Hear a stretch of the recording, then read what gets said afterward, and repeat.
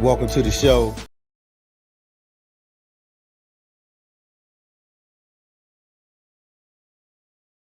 Welcome to the show. It's Real Talk with the Six Man. I'm your host, the Six Man. This podcast is uncut, unscripted, and we talk about a wide range of topics: black entrepreneurship, social injustice, education, finances, the family dynamic, Me Too movement, Black Lives Matter, and mental health, along with many more. It's a Real Talk podcast to empower, educate, encourage, uplift, and inspire, and to allow others to be better than they were yesterday. It's Wednesday, y'all. What's going on? So let me just start off by saying this, because y'all know I like to be, transparent. So my Apple product that I'm using to broadcast sucks really bad. When I had my other laptop, everything worked smooth. Intro played fast. The 30 seconds played fast. I'm sitting here, Angel, like it sounds like it's slowing down. So my laptop needs to be clean, or I need a new one or something. But the thing that I love, I don't give up. I keep going. I don't care. I mean, people be wanting their show to be perfect and want everything to look sweet. I don't care about that. I just want to get on here and let people know what we gonna be talking about. So I'm gonna just get that out of the way, because I know people like, dang, his video was playing all slow and it was all lagging. Look, I don't care about that, y'all. I don't care. I can just see them laughing at me. But let me bring in Amacy, man. Let me bring in my guest host, man. I mean, because she be on one. Amacy be on. Oh, I gotta be on one. So you see how when I bring you on, you see how slow it take I think it's just my laptop. I think my laptop is just it needs to be cleaned off, take some memory out or whatever. But I mean, it's an old laptop. It's working. It's been working, but I don't know what's going on. So it's Wednesday. It's hump day. The year's closing out. I mean, I swear to God, I just thought about this like yesterday. I was like, man, the year's about to be over with. Like the year's about to be done. Like literally. I know. You see how fast everything is going. It's like what happened? Like so first, let's do this first. It's Wednesday. How was the week? What was the week like for you thus far? Has it been good, or things are crazy, or what's going on? Well, it has been good. It really has been good, but it's just been busy. I don't know if anybody else has experienced this with their job, but I notice always right before the holidays, stuff just gets real busy. Like you try to jam pack it before people go out, on leave. So that's what I'm experiencing this week. Listen, it's just a lot of listen. When I tell you, my job told me that we are off from the 26th to the 30th with pay, I was like, oh, bet. Oh, what? Don't wrap me up. Like, look, like, don't tease me with the good times. You will be paid. I said, say less, man. You ain't gotta say. Hey. Oh wow, no, that is what? Listen. I've never worked for a company, or I've never worked with somebody who is an employer and tell me if I want insurance to call this number, and whatever plan I pick, they pay 50% of it. Wow.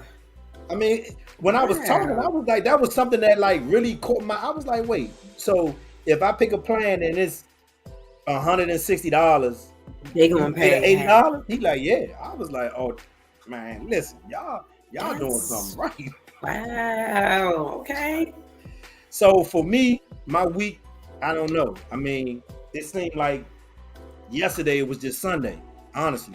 Absolutely. I literally can't believe tomorrow's Thursday. Like, for real. Like, I ain't complaining, but dang, like, it's like this year trying to close out fat. Like, man, look, we trying to get 23 in quick. We trying to, because there's so much shit going on. And I mean, we can't even get into all of the shit that's going on.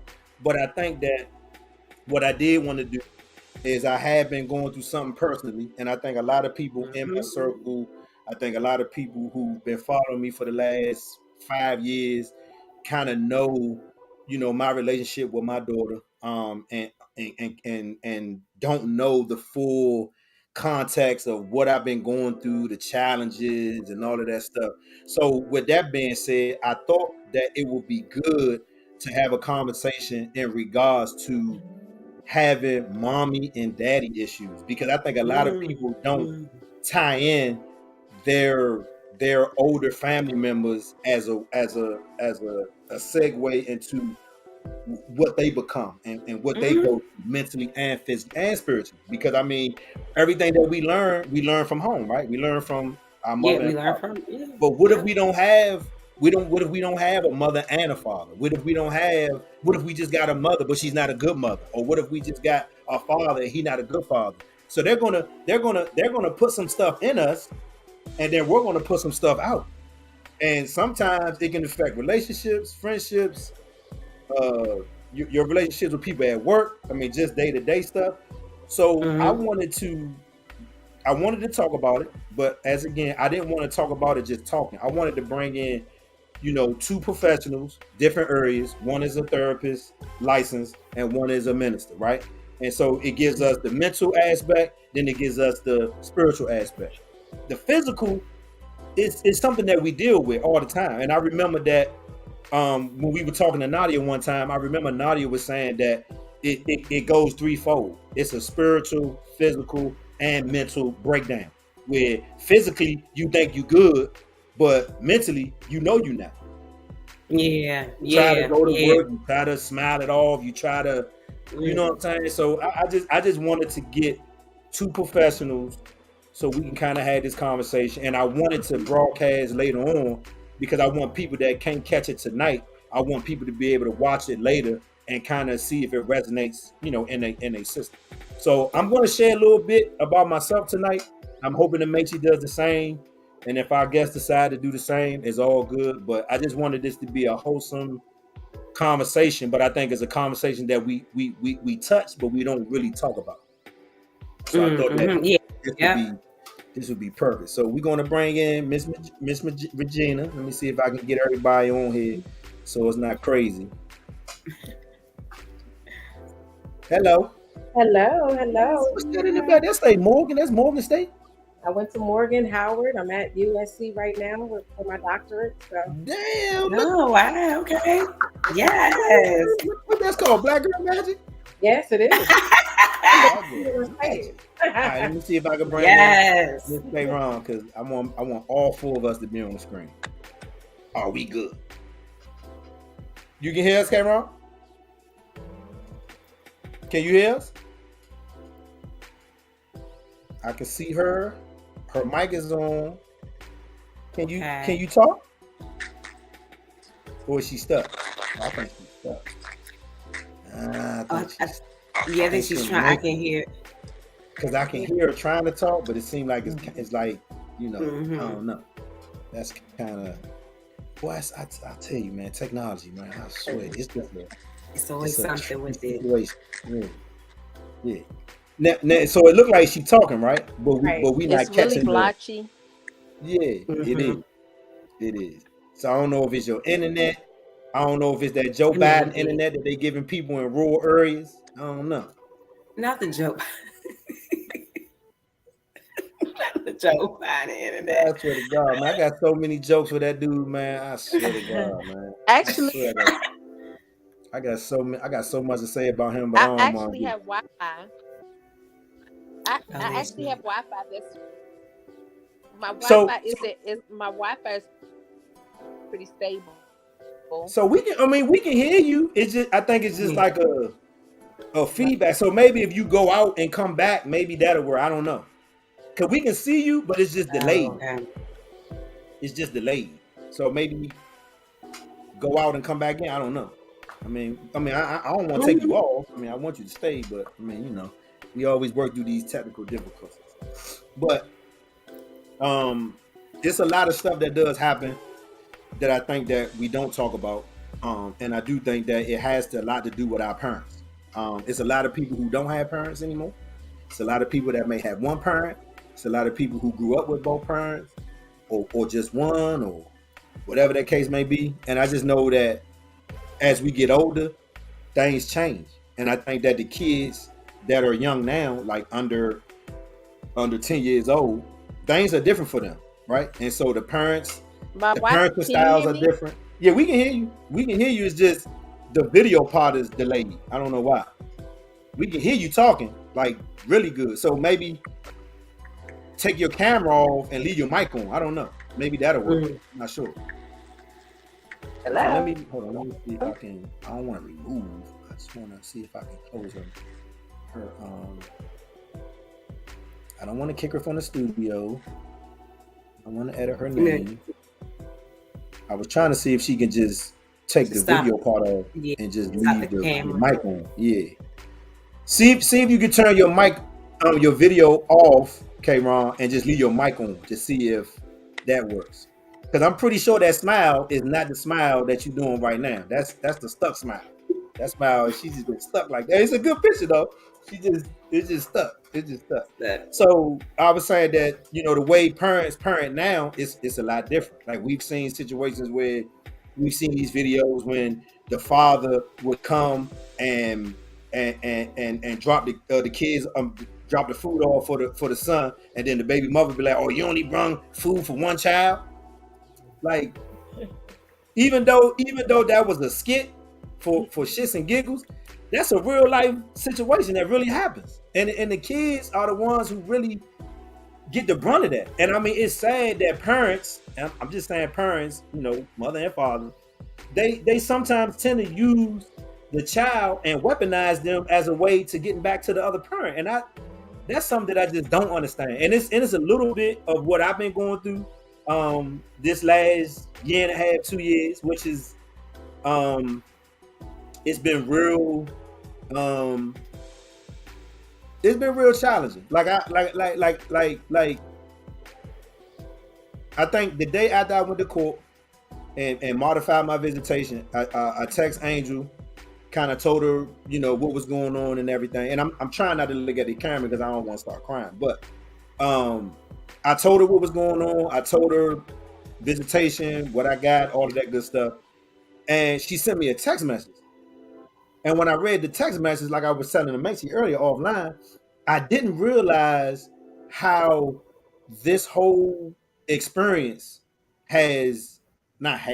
but kind of changed my operating system, if that makes sense. Like I was coming home thinking that I was just doing regular stuff, and Angel was just like, nah, you wasn't the happy Kevin, you wasn't the talkative Kevin, you wasn't the Kevin that I'm used to when I get off work. And I didn't even realize that. Like I thought I was just coming home and not being negative, not talking about the situation, and sometimes not talking about stuff we think is working, but it's really not, because we got to get that shit off our chest. So I feel like Amachi, when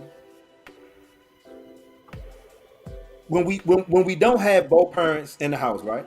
Mm-hmm. And we got one or the other, it seems like Angel was just saying that the mother seems like she feels like she's the dominant one, and then the father is just the whatever, right? And I don't think that that's fair to the father if both of y'all were together when y'all had the child, right? And so I want to get your thoughts before we start talking to K-Ron and Regina. I want to get your thoughts on just not necessarily my situation, but you kind of know my situation. And so just knowing that, and maybe knowing other men that may be going through what I'm going through, like as a mother, how different is your thought process with that? And as a mother, do you think you would be able to do what some of these other mothers are doing and weaponizing their kids to get back at the father for whatever reason? Yeah, you know, Kevin, like how we were talking earlier, it still boggles me. Like, and don't get me wrong, I'm not with my son's father. You know, we've had our issues individually, you know, as two people trying to get along after we've separated and now trying to co-parent. Yeah, we've definitely had our issues, but never once in my mind was I that spiteful, like to take away his child from him. Like I never once thought about it. I never once did. And he even tried to accuse me one time of, oh, I know now you're going to probably go to court. I said, no, that's the furthest thing from my mind. I'm not going to go to court. Like I'm not, you know, like I said, well, you can still have your son, but just don't bother me anymore. It's like, but you know what I'm saying? Like, just have the relationship with your son, but I would never once take my son completely out of his life and be like, nope, you can't see him. I never have gotten women that have done that. I just haven't, because I know children need both parents. Even if we're not living in the same household together, both children need that impact of a mother and father. So that's very important to me. So I don't get it when I just don't get it when women are that spiteful, and they got to put the kids in the middle of whatever the issue may be between you and that man, but they have to put the kids in it. I've never gotten that. I've never understood. And I've seen, you see it play out all the time. You see it play out all the time. But that's just something that I don't understand. And I know for me, I can be mean. I've been spiteful before, but I've never put my son in that. But let me ask you, why not though? Why haven't you used your son in that way?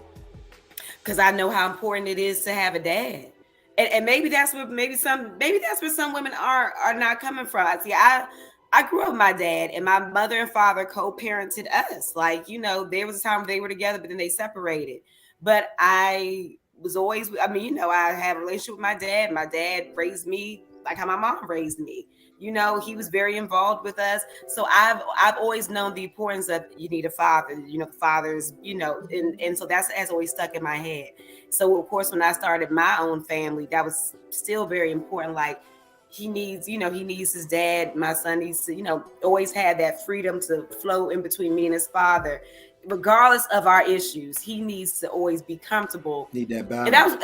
And that was the most important thing too, my son's comfortability. I didn't want him to ever experience that, like, I'm cutting you off from your dad, because then in the long run, how is that going to affect him? And then what am I getting out of it? Just being spiteful and be like, oh, he can't see his son. Right. What is that going to prove to anybody, except you're just going to mess up your child's upbringing, just going to mess him up. Right. So but I never once, and that's why I didn't want to do it to him, because I know how important a father is. So I didn't want to take that away from my son. So, Miss Virginia, you kind of hear what we talking about, right? And so I'm gonna share more as we go on, but I want people to understand the importance of both parents, because we have some people who think that one parent is more dominant than the other. When I mean dominant, I mean more, controlling, more, got more say so than the other parent. And so,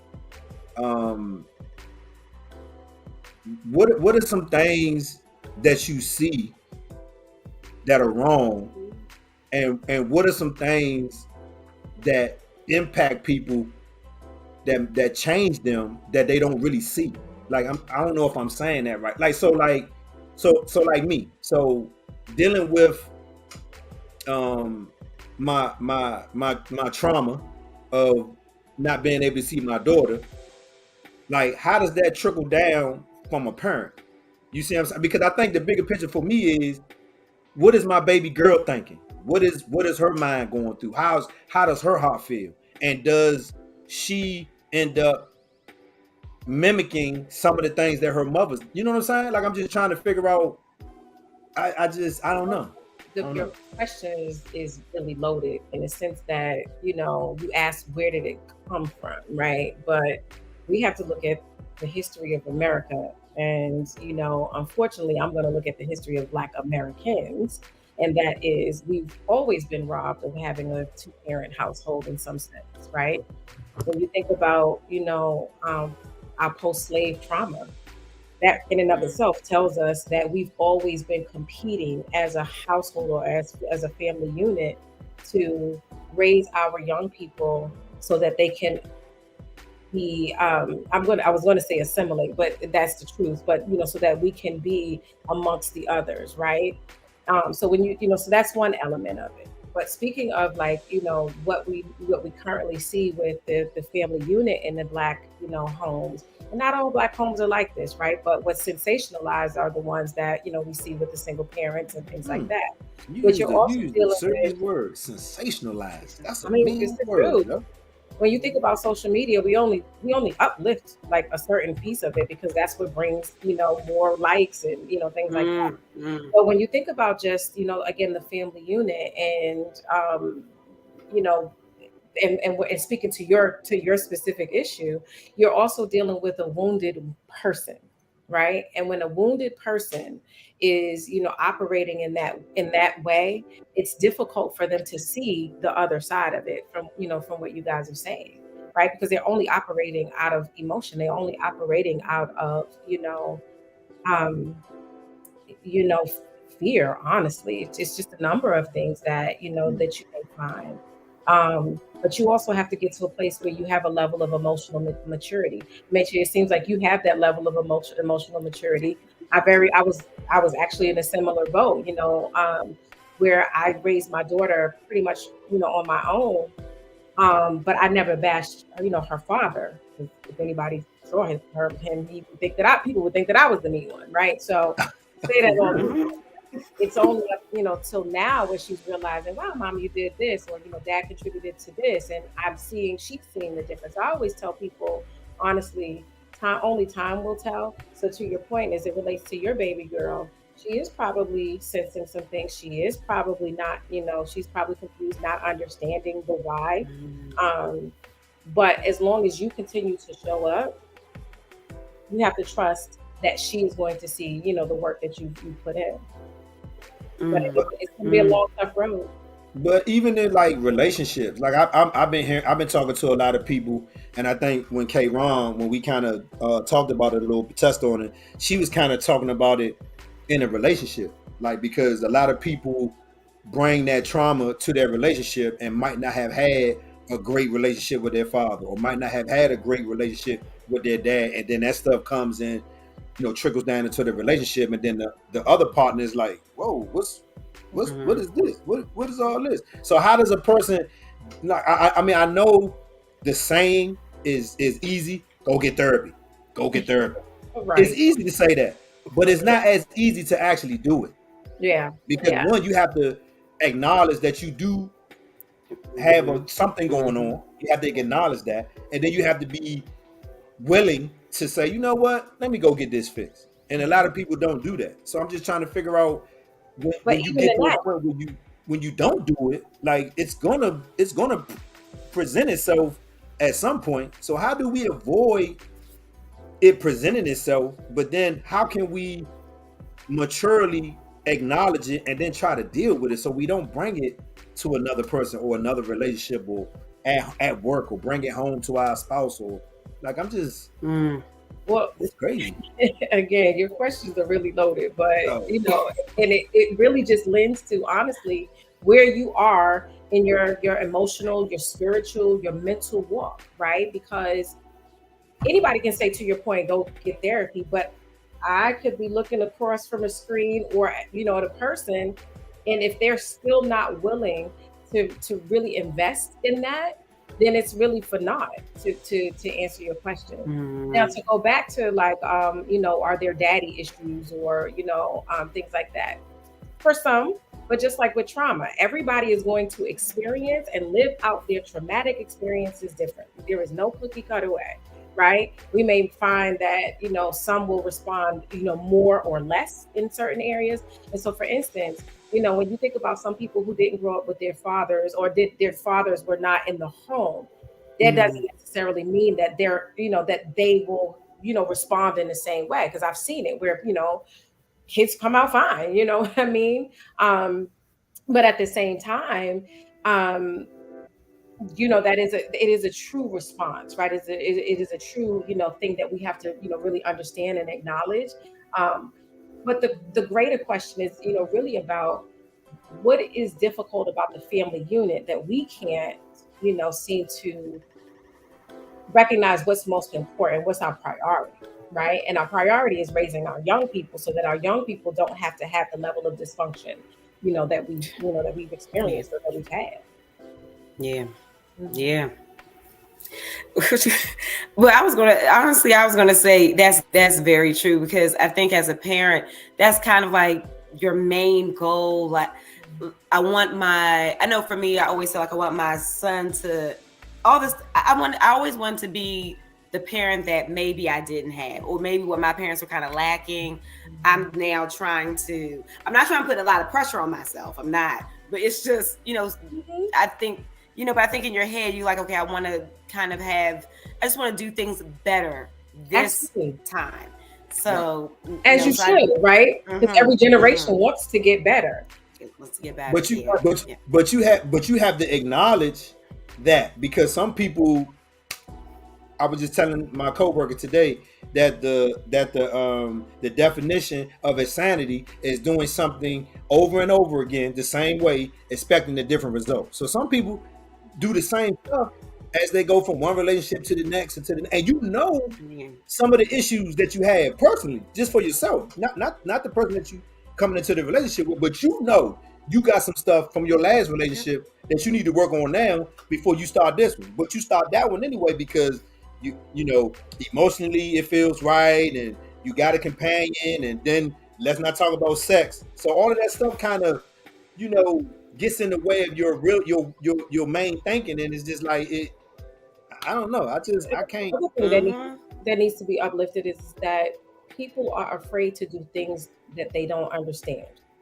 Right. And so if you're used to doing this very same thing and carrying this very same behavior into a relationship and into your relationship with your kids, it is very difficult for you to shift behaviors. I coined this phrase from, one of my old bosses, and I love her dearly. Dr. O, she's always said behavior is not microwavable. So you're expecting someone to understand, although they understand that they have issues, to shift behaviors because they understand that.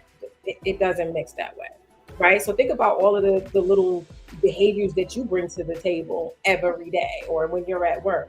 You expect a person who's already dealing with, some emotional deficits to come into a home and not bring that to their kid or not bring that to their child, right? And then, there has to be a lot of work, done in order to see, that success that we want to see with, families coming together when, the mother and father are not, together. And so like I heard you say, going back to slavery, right? And I just feel like it's an easier term to say, if you want better, you do better. Because that's again, just like saying, oh, go to therapy. It's easy to say, but it doesn't mean that you can do better, because you might just be so comfortable doing the wrong thing. You know what I'm saying? Because it's so easy to do what's wrong versus what's right, because it takes you to a place where you kind of gotta look in the mirror for yourself and say, that's wrong. You shouldn't be doing that. Yeah, the human condition though leans towards negativity. Right? I know. It is. Why is that? In fact, we literally lean towards that. Why? Think about, again, every time you post on social media, you're posting something that goes whoa, or something that there's something that's going to get a rise out of individuals, right? I try. Yeah, but think about it. So when you do that, though, you get more responses from that than you would, hey, because I was going to send a post about, as a therapist, it's tough to deal with, the likes of men like Twitch, right? So when you think about his recent, death, right? I know. The family lost a father. He is in this lump too, when you think about it, right? Like, how does that woman now raise her kids knowing that her husband, their father, committed suicide? He left family. And as soon as I saw that post, I saw somebody put in a post, it's in my spirit that something ain't right. She did something to him. I'm like, what? Why do people even do that? Like, you don't even know them. Why mental health is a lot? I don't get it. Yeah, and I know we veered off a little bit, but I just wanted to raise that because when you think about just again the family, and in this context, I'm going to speak to the Black family, right? We're dealing with a lot of underlying latent mental health issues that we don't want to deal with as Black women. Going back to the original question about why is it so difficult for some women to put away some of their hurt, their pain, their emotional stuff, right? So they can just parent and then co-parent together. It is because there is a lot of this oh, just sweep it under the rug, honey. You get over it. Screw him. All of those types of things that we have to hear versus no, heal, learn your child something different. You know what I mean? And it's the same thing with the men. Honestly, like the men that I've seen, they have a hard time reconciling their emotions, right? Or even wanting to just uplift their emotions. So they go a different path. They try to guard it. They try to like suppress it or repress it, you know, honestly. That's so a that drug. they don't have to, so that they don't have to necessarily deal with the fact that they have a child that, you know, that is out there. Or they don't want to deal with it. They'd rather just not. If I don't have to deal with the mother, you know what I mean? And vice versa with the mom, you know? Yeah. No, I definitely agree. And you know, I was going to ask you, Regina, too, going back to even what you were just saying about, you know, how men do like suppress or repress their emotions. Sometimes like this detachment, you know, like there's certain dads like Kevin, you know, they're fighting for their kids, they're fighting to see them do it. But then there's just some that are just like, you know, whatever, then they're not in the child's life at all. Like that detachment. Like my whole thing is, where does that come from? Does that, because I've heard at one time that it may come from the trauma of slavery, but I don't know. I think it's a myriad of things, honestly. You know, again, the Black condition, I'm always going to speak to post-traumatic slavery and you know how it has impacted the Black family, no matter what, right? But again, when I think about certain individuals, you know, in my life who are fathers or mothers, because I've seen that too, right? It is easier to believe that they don't exist, that they don't have to do, than to face the fact that you abandon your child or face the fact that I am not living up to what my child, you know, needs, right? Or living up to the fact that I can't do what some people can do. You know what I mean? And so I just kind of, in lay term, I just do me. But it doesn't necessarily mean that they don't feel. It doesn't necessarily mean that they don't want to. But when you get so caught up in your head sometimes, you know, like, you know, there's some people who are thinkers and then there are doers. Some people just overthink and then they are so paralyzed that they can't do. I've seen that in a lot of, you know, familial households where, you know, there's just some people who just can't seem to like get past this to actually put it into action, you know? And then there are those who are just scorned, mom and dad, like, you know, and that's real, you know.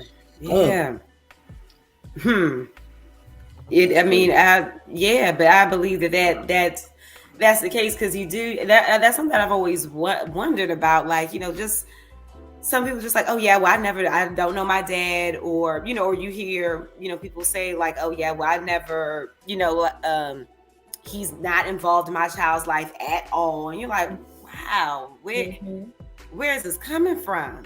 So, yes. Yeah, I mean, it is a really sad situation because I think a lot of people just don't realize how it impacts, you know, young people. And again, when it impacts the one, it impacts the many. It's that part. It's that part. You're absolutely correct. I mean, because I mean, when as you were saying it, as I'm thinking about it, it does. I mean, it impacts you in everything that you do.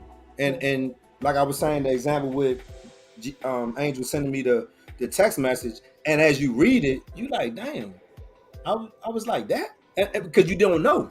So it's like you can really be in a state of mind and not even know that that's how you coming off, just as you try to deal with what you deal with. You know what I'm saying? I'm not necessarily saying that it's something that you need therapy, because I think even when I talked to her, I was like, man, maybe I should ask the judge that we all need to go to family therapy. And I remember I called you and asked about that. Like, maybe we need to all just go to, because I mean, maybe it's some hurt there that we don't know who's hurting. And then if we can get it out and find out why and then talk about it, then maybe we can be all good, because it don't have to be all of this Trump, like this just drama, just man. Like I mean, I could just honestly tell y'all, it's been nice. I ain't even go to sleep. Like I was just telling the mates, it's nice that I sit on the couch, wake up maybe like 1 a.m. I gotta be at work at 6, and I'm not watching TV. I'm just looking at it.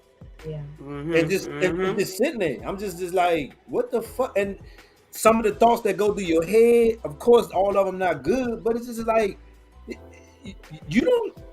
The people who are doing the inflicting on you don't know how you're impacted by it. They just only say what they think. You don't care. You ain't thinking about her. You ain't. You don't know. You can't even say that because you don't even know what I'm dealing with. You don't even know what I'm going through. And if you could see some of the stuff that I was going through, you'd be like, damn, okay, that's really hurting him. Because we humans. Yeah. We all got a heart. I remember I saw this white lady on the news and she was like, race don't have no color. I was like, what? She was like, when we get shot and get stabbed, and she was old. She was like in her 80s. She was like, we all bleed what? I was like, damn. I said, now, again, saying it is that simple, but in real life, it's not that simple. You know what I'm saying? So Right. I just think for me, I just don't ever want to. I think that trauma or whatever the kid is trying to figure out, I don't want them to have to go through that. And I'm not just saying mine, I'm just saying any kid. I mean, because I can imagine, when I was a kid and my father called me or called my mother and said that he was on his way or he was coming to get me and never showed up. Right. Like I eventually got over that. You know what I'm saying? I got over that because I understood that my father was out there doing his thing. Now, like as a man, but it's just like I can't. I don't want a child to have to be involved with adult thinking at a young age like that because it don't add up. And I remember the judge even saying that we don't want you guys to talk bad about each other in front of the child. And like I've never done that. Like I remember my mother said something to me that stuck with me, and she was like, this is how you can tell a person's character. You can tell a person's character by their actions. I was like, what you mean? She said, when you with the baby and it falls on Mother's Day or her birthday, what do? I said, I always take her to the store to get her a birthday card or a Mother's Day card. She said, you do her mother do that for you? I was like, no. She said, well, that's the character right there that differentiates you and her. And a lot of the stuff that was said in court, I didn't say much. I let her talk. And the judge heard her. And I still got more visitation than I even asked for. So in my mind, logically, I'm thinking like, you just told the judge whatever you wanted to tell the judge. You did all you did your drama, you did all of that. But the judge still gave me visitation. What does that tell you? So it's almost like you still want to carry this thing on, and it's like, for what? Like, why? And it's like, I got a homie, and he told me something like some months ago, and it's just hitting me like 2 days ago. He was like, Slim, that's gonna be your situation from now until Gianna is grown. I said, what do you mean? He said, because that's the space she in, Slim, and it's not gonna change because it's you. If it was somebody else, it might be different. But because it's you, it may never change. So you got to prepare yourself for that. So you know what he told me? He was like, respect that she's gonna be like that. That way, when she's like that, you won't react to it. You won't respond to it because you're respecting it enough to know that if you do react, now you just being just like her.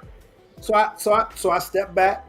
I tried not to send emails or texts, when I'm feeling a certain type of way. But I've gotten into a pattern of doing it so much. Now it's coming regular, like it's coming natural. Like I get a text message, I wait, kind of go about my day, then I read it again, and then when I'm calm, then I send a response. I don't fuck that, because because it's you want to you read something, you want to dig into it. Fuck you mean, don't be. But me, I try to word it correctly. I try to be as politically correct as possible. And there's people around me in my circle. Fuck that. Don't do that. Don't be being correct with you. I said, but I haven't been raised to do tit for tat. I've never been like that. You know what I'm saying? But this is a sensitive situation. So that's why I wanted to kind of talk about it. Because I know I know there's other kids, whether they're kids now or whether they're adults that been through this.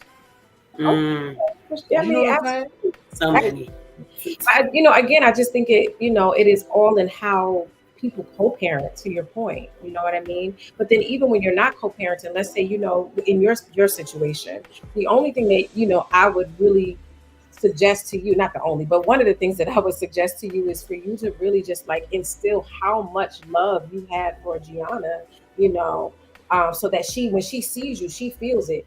Does that mean that she won't be confused? Nah, she's going to still be confused, but she's always going to be reminded of how I felt when I'm, around my father. You know what I mean? And because there's this sense of loyalty that we have for our parents, and we, many of us still carry that into our adulthood. We're always going to have a level of loyalty for our parents, right? It is difficult for a child, and for us to even ask a child to negotiate, how do I treat my parent versus this parent, right? That is unfair, for us to even do that. So to your point, one of the things that I always tell people is stop going tit for tat. Some correspondence doesn't even need a response. You don't have to respond to every correspondence, right? Because that saying, no response is a response. Yeah. And it's funny you say that, because sometimes that's my approach. Right. Exactly. Because I'm like, I'll look at it and I can already see what the text wants me to do. Yep. So I was about to say that reaction. I just leave it alone. And I might get a text a week later. Hey, did you get my text? Oh no, I ain't get your text. What's up? Because now I ain't even thinking about it no more. Right. Now see, I wouldn't lie. I would say yes, I got it, but I didn't feel like it was. I ain't get your text. I ain't get your text. That is going to be compounded. And I mean, your situation better than I'm going to say that. But in dealing with a lot of emotional people, they're going to say you're lying. I'm not trying to cut you off, but I will say this: I'm human. I agree. I'm human, and I don't. And sometimes I just don't want to deal with some stuff. So I just, I ain't getting it. What's up? Yes, understood. And again, your situation best. I mean, because I've been dealing with this for so long, and there's a lot of people, like I always say, people think they know, but they don't. Right? Absolutely. People think they know me, but they really don't. Because I would tell anybody the last year, man, listen. I have lost so much respect for women in general that play this game. I have lost all. I mean, if I'm somewhere and a lady or a woman is talking dirty about her baby father in front of the child, I walk away. I get away from it, because I feel like you don't even understand the impact that it has on the child at that point. I mean, like you say, the child might not understand, but when they get 10, 12, 30, they gonna remember that shit you were saying. They gonna want to know why you were saying that. And even if the situation starts to heal itself, at some point the child gonna be like, why you ain't never let me see my father? Because they're gonna piece it together. It wasn't him. It wasn't him that was not wanting to see me. It was you stopping him from seeing me. So what's that about? And then when you get to that point, now we talking about a whole different conversation, because now what is the parent gonna say to the child? Are they gonna lie? Or are they gonna tell the truth? Because that's the moment of truth right there. Okay, now the child is asking you, why would you treat my daddy like that? Or why would you treat my mommy like that? What you gonna do? You gonna lie? Some people will, and then there's a combination of it all. I was about to say, because you always hear, especially some women, they will say like, oh, he never came around, or oh, he never wanted to see you, and it may be the truth is like you kept the child away from him, right? But they'll say like, oh, he never wanted to see you, oh, your father doesn't care about you like that, or whatever. But just to save themselves, save face. Absolutely. Because you still want to always be, look like the good guy to your kid, to your child, right? Like, so people are operating in that way. But I mean, it's a lot of hurt people that are raising kids, right? And a lot of hurt people who don't want to, really acknowledge the help or receive the help. Yes.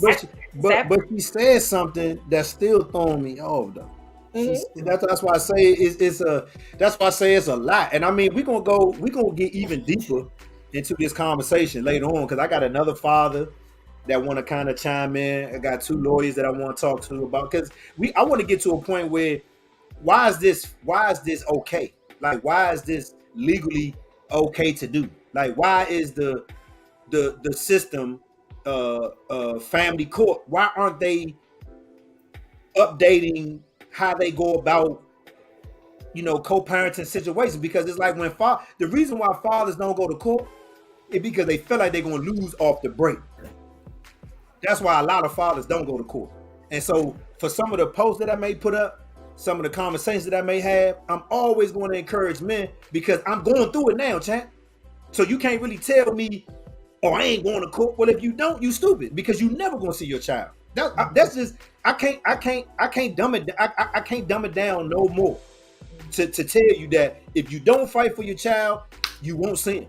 Period. Because the court is on the mother's side unless you come in there with your shit straight. And I mean, it's a lot of judges out there now that want to see the fathers. Hey, I want to see my child. I did this. I did. Oh, you did? Okay, bet. That's what I'm gonna do for you. Because they know what's going on. I was just talking to a friend of mine who going through a similar situation, and he said that the judge was like an older dude. And he said the judge was so calm in his seat and just looking. The judge told him, man, you know how many times I heard this before? You know how many times I heard the mother say it's him? You know how many times I heard the father say it's her? It's both of y'all. Both of y'all need to grow up. I'm like, damn. And so for me, I feel like I have grown a lot. Like, more than people think. Even with this situation. And I've never tried to make it interfere with my relationship, but it has. So I feel bad about that, because I think I never stopped to really think about how it was affecting Angel, to see me going through what I was going through until I read that text message. So for me, I feel like if you have people around you in your circle that say they care about you, why don't you listen to some of the wise counsel from them, the people that you respect? And it made me feel like it's not a lot of people out here that's probably giving a fuck about what people are telling them, because they just, like you said, they in that I don't give a fuck. I don't give a fuck. I don't give a fuck. But if you saying you don't give a fuck, then you saying you don't give a fuck about your child either, because your child is the one that's hurting. Your child can't come in your room at 1 o'clock in the morning when they can't sleep and say, "Mommy, I can't sleep. Why you don't let me see my dad?" Because they gonna get a spanking or they gonna get in trouble or whatever. So it's like the kid is in this Jack and Jill state, right? And so I've noticed that at times it's like I will talk to her and her mother's not around, and it dawned on me, damn, is that what we doing? Wow. You texting and calling me when you're not around her, and I'm talking about a phone that I paid for recently for her birthday. So I'm like, good. And I haven't said anything. I haven't turned the phone off. I'm just waiting to see her, so I can have a conversation with her. And it's not gonna be, what's up with that phone? Why you don't call? I just want to know what's going on with the phone. Do you take it to school? Do you leave it home? How often do you use it? Like I've learned to take her mother out the equation when I'm talking to her. Yeah. So it won't seem like I'm saying anything bad about her mother, because I don't listen, honestly, from a honest place, I honestly wish her the best. Like, literally. Like, man, career, all the best. Because both parents need to be at their best in order to raise the child right. Yeah. So I want you at your best, but clearly you don't want me at mine. Clearly. So now I gotta go into this tank and fight and get myself right so I can come out of it and not worry about you and the shit that you're gonna do to me so it don't affect me. So I think I wanted to talk about it because it did impact me when I saw that text message. And I was just like, wow. Like, I never, like, in your mind, you think you're trying to hold it together. Because you're like, all right, I ain't crying. I'm gonna just sit here and watch TV. But when she get home and she say, hey, I think she can automatically tell when I say, hey, she like, oh, damn. He got moved. right?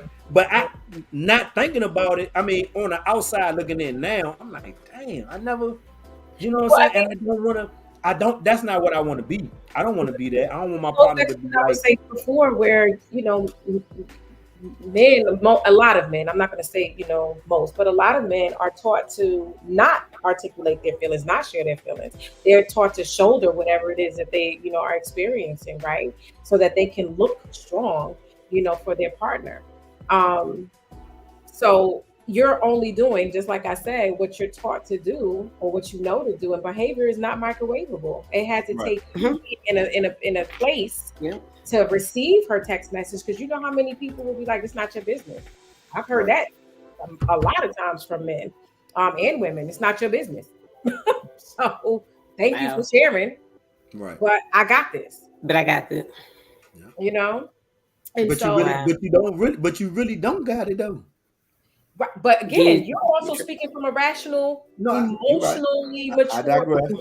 Most people are moving, moving because of their pride, right? Once you can get, push that to the side, then all things will be a little bit different. But we often operate from an egocentric perspective. Like, it's about us. I don't mean any harm, but so somebody just type. I think that's an initiative you should push. Get some lawyers and some city council members to help you figure out how to change the system. And it's funny because the lawyer that I'm real cool with, me and her have already talked about that. And then she even talked about maybe starting a nonprofit to dig into that type of stuff. Why is it? Yeah, because why is it so hard? I mean, because at the end of the day, it's like I'm human too.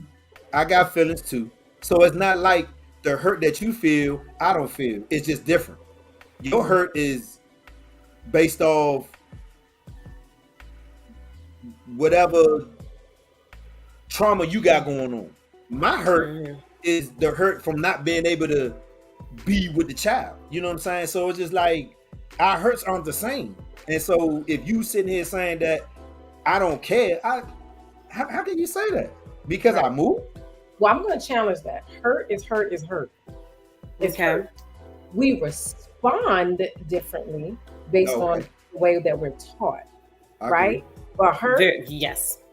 And just like you said, the lady said to you, we all bleed the same. We all really hurt the same. But if we're taught to, sweep it under the rug, or if we're taught to do certain things, then the way that you perceive hurt and the way that I perceive hurt is going to be completely different. I was taught, and I was taught by my adult, that I didn't cry. Like, I didn't cry. She didn't understand why I'd never cried, right? She thought that was the definition of a strong woman, which I'm trying to change. But being what they call it, emotionless. Yeah, I got to take care of stuff. So what's the purpose? But, so my man just put, but also a lot of men have been vulnerable to their partners and got barbecued afterwards stopping showing emotions with other women, fearing that they'll have the same result. And that's a true sentiment, because, but again, I'm not just speaking to just men only. Let's be clear. Right. Women are the excuse me, ladies, but women are the worst culprits of how we condition men to be, and that's we either go from one extreme to the next. You know what I mean? We can either be too needy or emotionless, like, and so we have to get to a place where we recognize that we are men. The men in our lives are our support. They're our providers and they're our protectors. And we have to also recognize that they too can, articulate and verbalize their emotions and feel, man, because we're human beings, right? So I agree with you. I think that there were a lot of women who throw things back at the man when they're trying to be vulnerable. Absolutely. That's true. That's very true.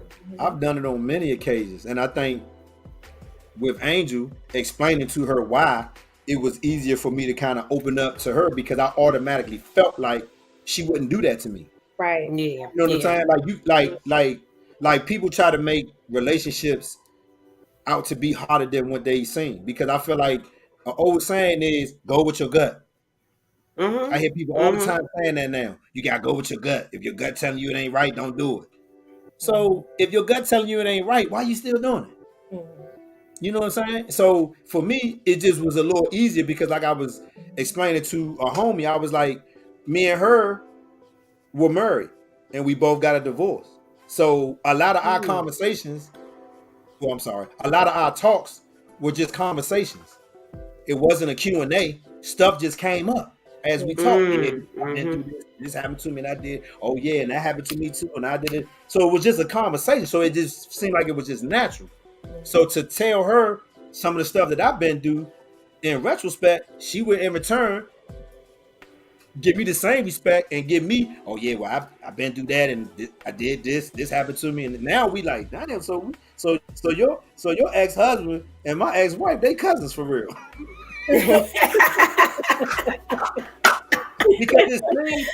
because it seems so similar. Because I remember one day on the phone, I literally told her this. I was like, so in your relationship, you was me, and my wife was your husband. She was like, oh. I said, I'm trying to tell you for real, for real. And I mean, just even little stuff like when you're in a relationship and you feel like you can't even go in your house. Yeah. Like you went to work, you did all, whatever. Now it's time to go home, and then you literally trying to dodge going home. And that's when it's just, that is when it is the worst. Come on, people. And there's a lot of people doing that every day for years. The only reason why I'm bringing it up is because it happened to me. I did it. Like I literally was going to work telling my boss, I want all that work. I don't want to get home until like 10 o'clock at night. And I'm talking about I'm starting work at 5 in the morning.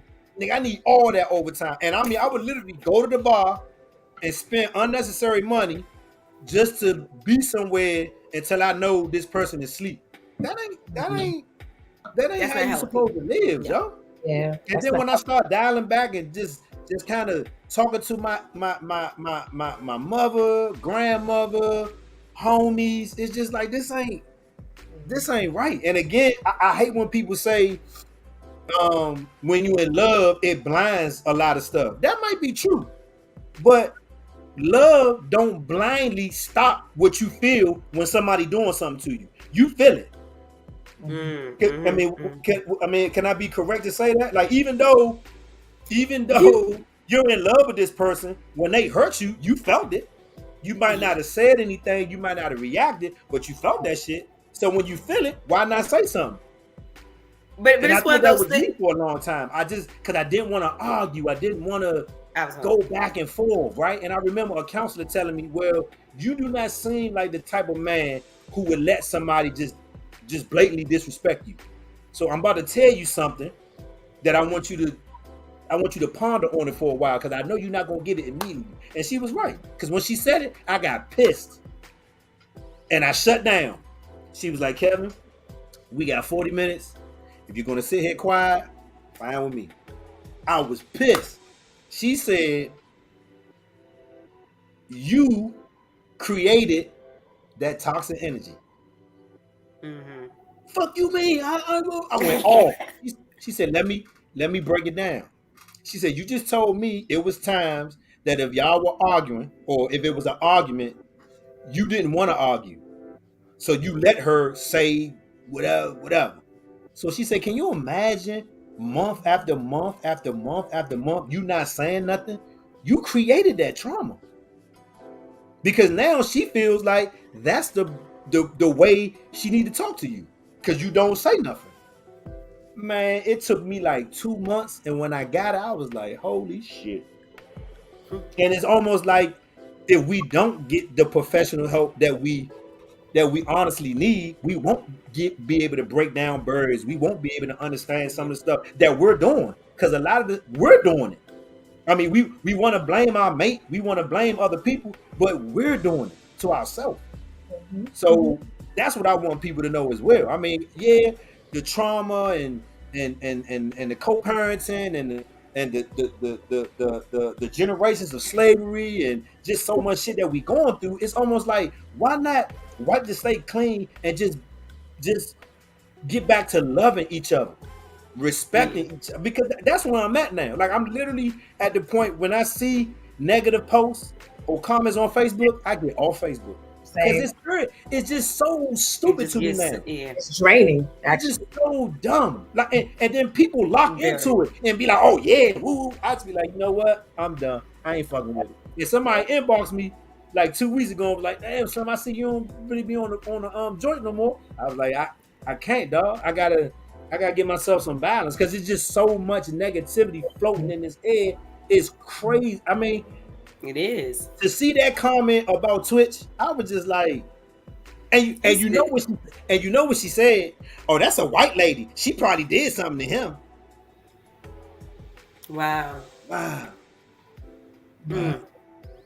So it's I don't know. I mean, Virginia, you bring up a good point, and that point is right. You say, why can't we get to the place where we can push past all of our stuff just to do better, right? But you just really answered your own question, and that is people don't want to.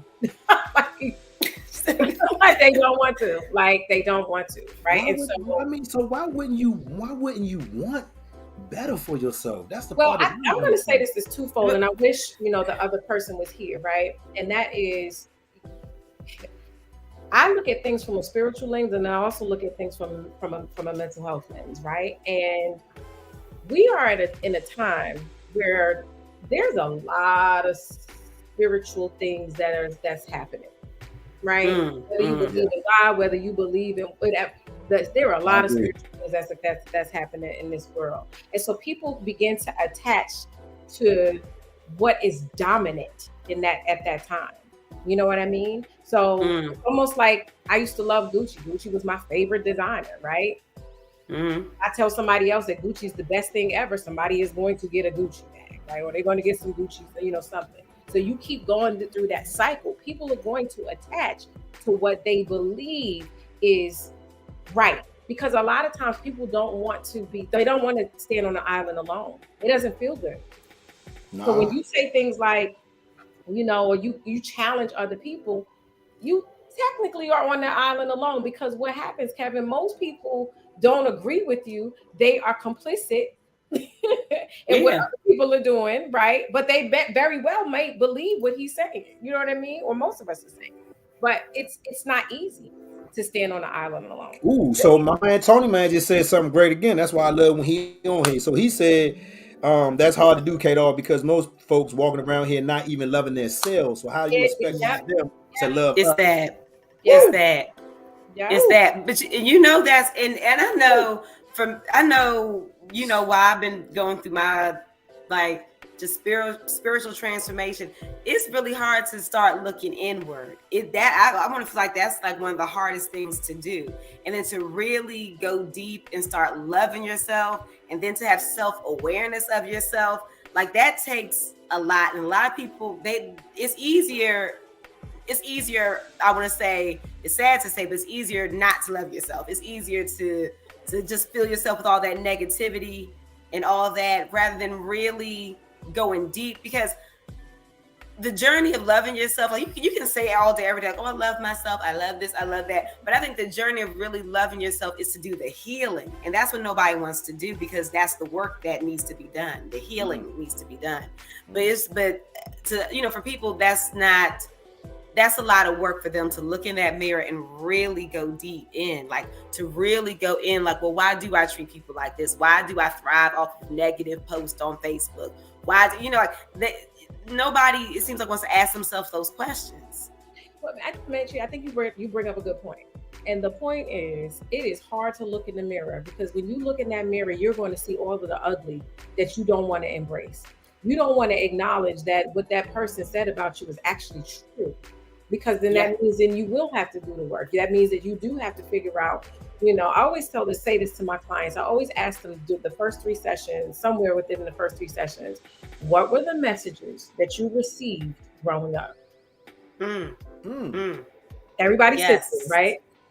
And I say to myself, it could be something as simple as, I lost a diamond earring.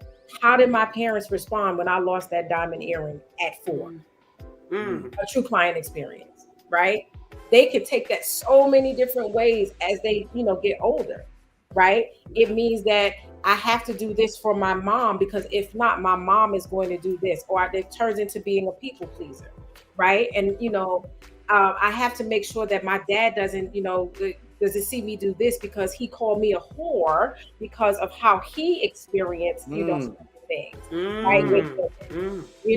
That goes back to what we're talking about in that family unit. When you are faced with your own issues and you don't want to address that or look, see yourself in the mirror, then that means you're going to have to ask yourself, what messages did I receive growing up to cause this person that I'm looking at today, that I'm staring at today? Who want to do that?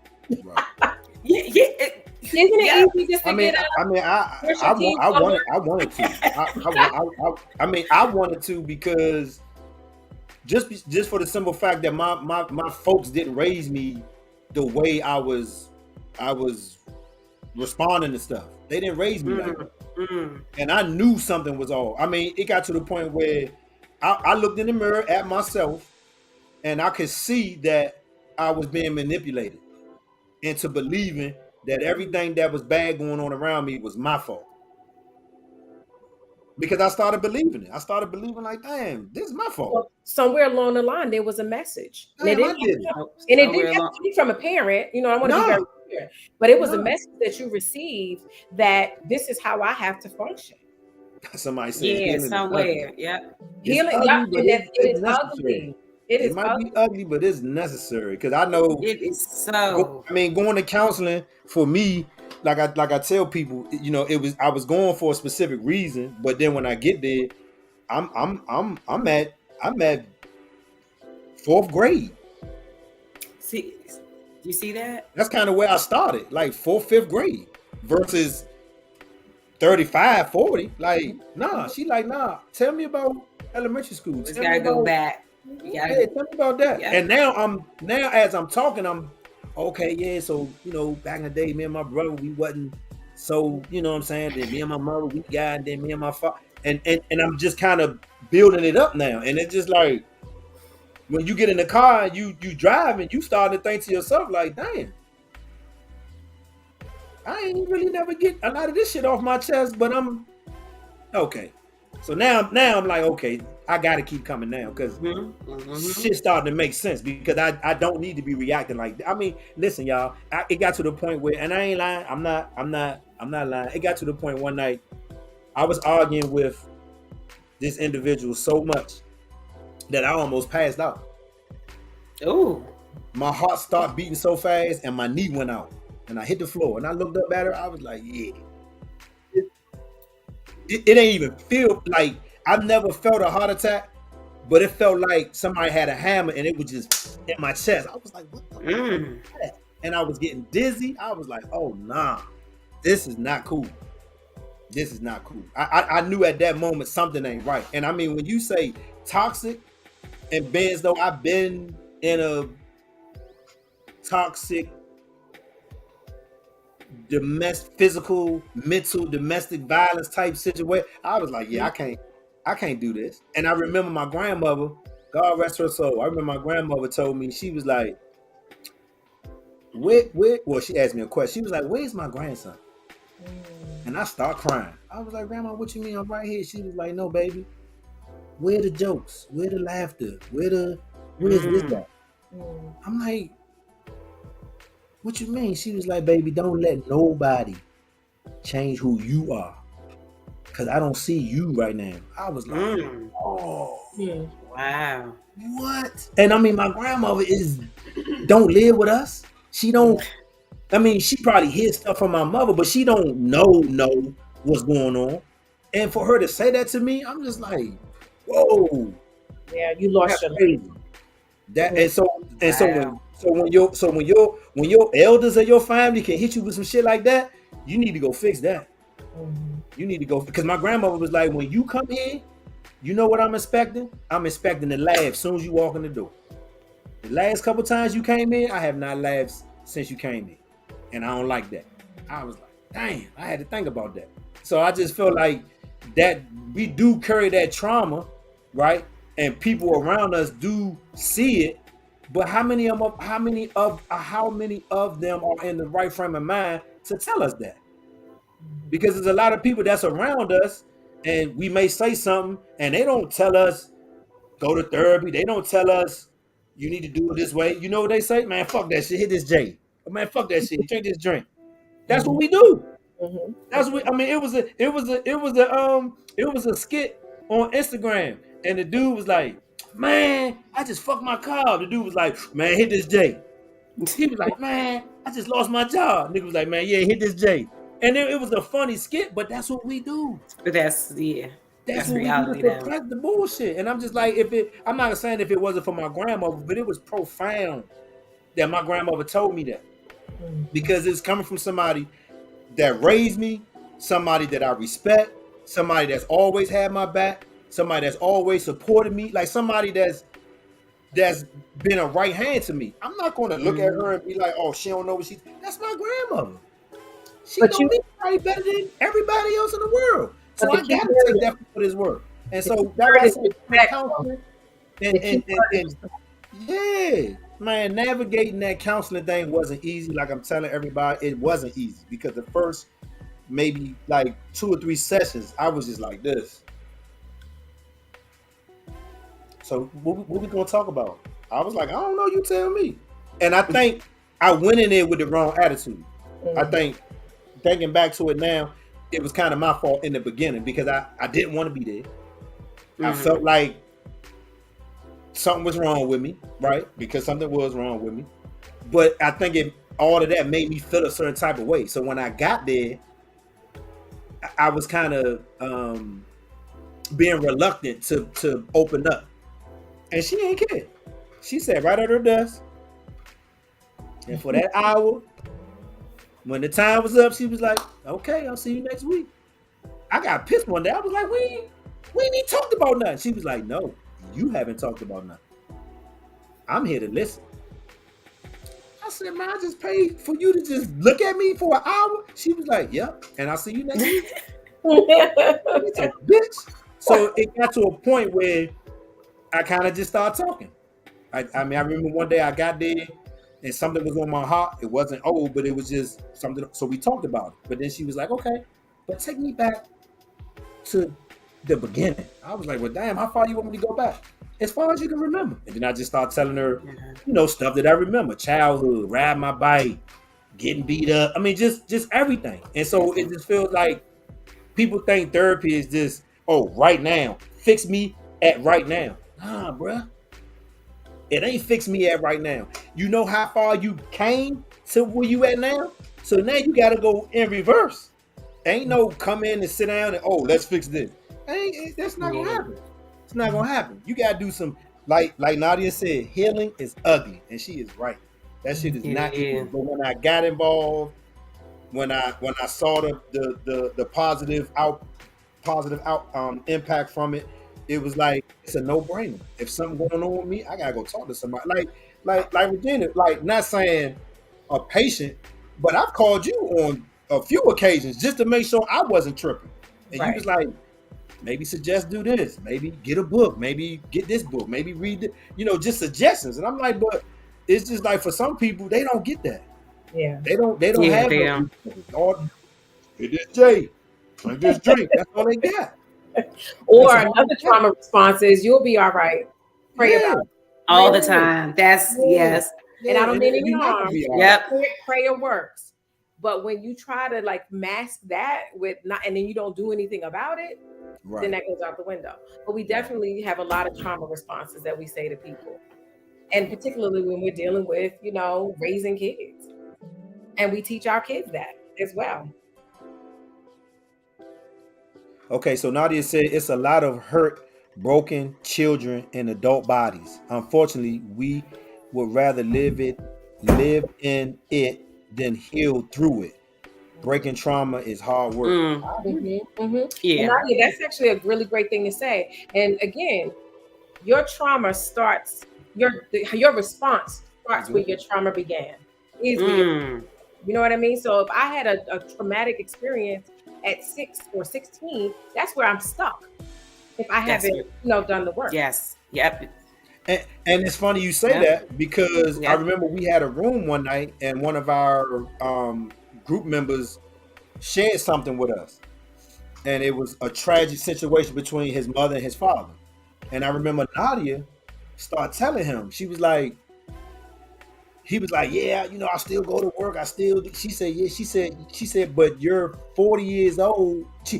You're in a 40-year-old body, but you still had a 6-year-old mentality. I was because you still stuck on the fact of why that happened.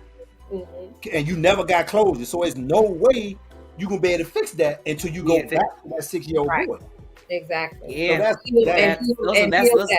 Mm-hmm. Yes, and those are the hard ones to really. I mean, to really break through. That's the that's the healing that like what Nadia said. People just rather just live through. They just rather just live through it, and then I guess it becomes almost like a regular. It starts to feel normal too. Right.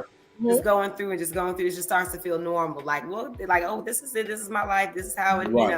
But I also want to say too, I think in order to kind of like start healing yourself, I always think something has to happen again. Like maybe, maybe another traumatic experience, some sort of, I always feel like there comes a transformational point for you to even want to now circle back and like, okay, well now let me start looking at myself. Right. I think it's I think it's twofold. I think there is, for many of us, there is that like that moment, that pivotal moment, right? Where it's like, no, I can't do that again, right? I can't risk almost dying or risk, losing this person or whatever. So I have to do that. But then sometimes you get this restlessness. You don't understand why you're feeling a certain way, but you know that you can't continue to operate in the same way. So you must, make a change. You gotta do something. Like if you want to experience, and I ain't talking about suicide, because there's a lot of people that use suicide as an easy out. I mean, people don't like when I say that, but it's an easy out, because I feel like I was in that moment once or twice in my life where I literally, was at that point, and a lot of people don't know that. But it, when you say something, it's easier to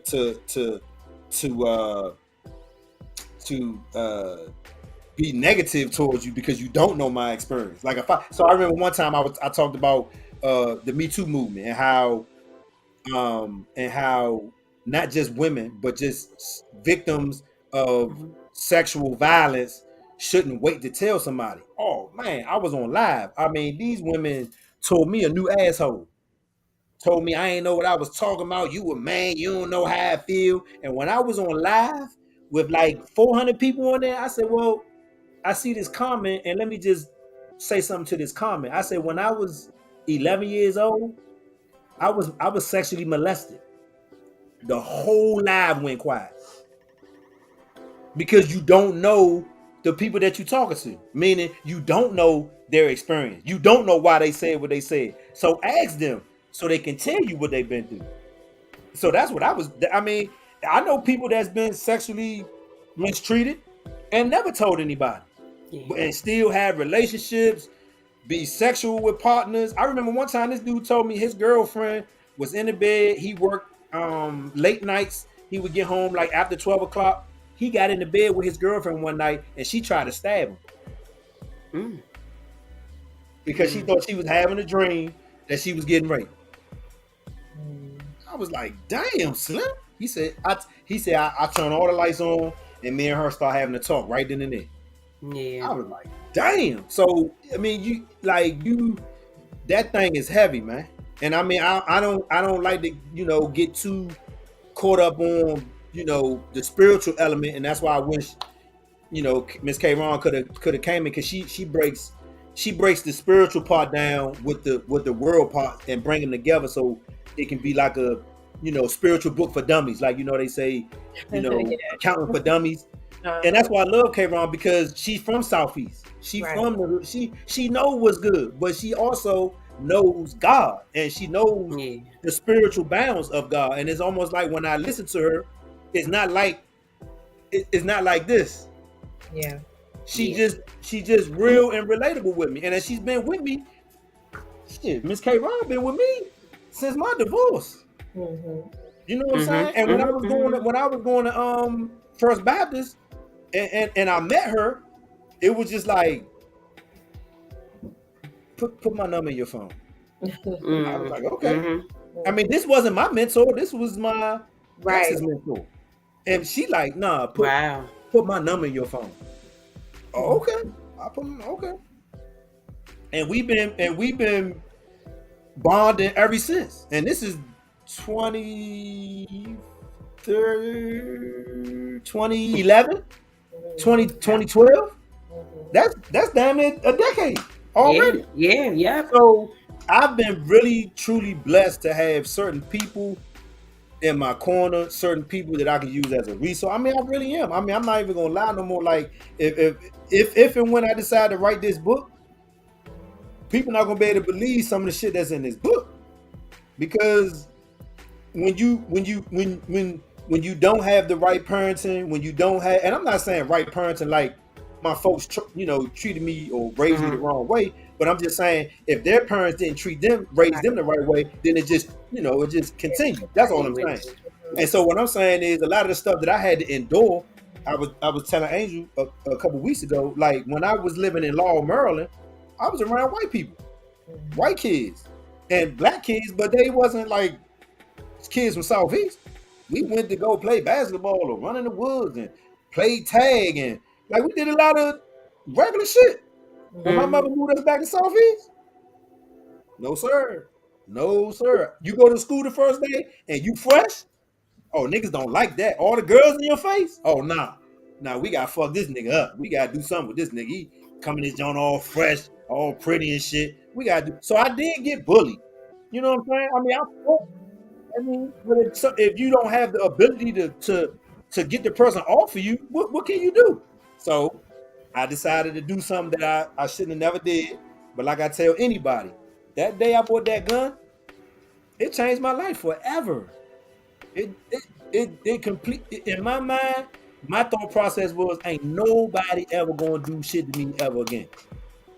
And it wasn't, I'm gonna go out and pull it out every time, but I can react in a way and I can warn you and let you know, hey, leave me alone, Slim. And that's it.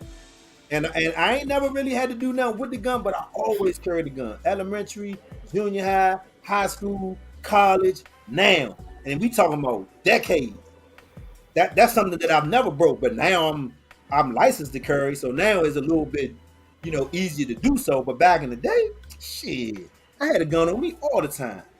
And I could have easily got into way more trouble than I got into, but it was my mindset. Like I tell the youngest, when I was young and I did wrong and I did something wrong, I knew it was wrong.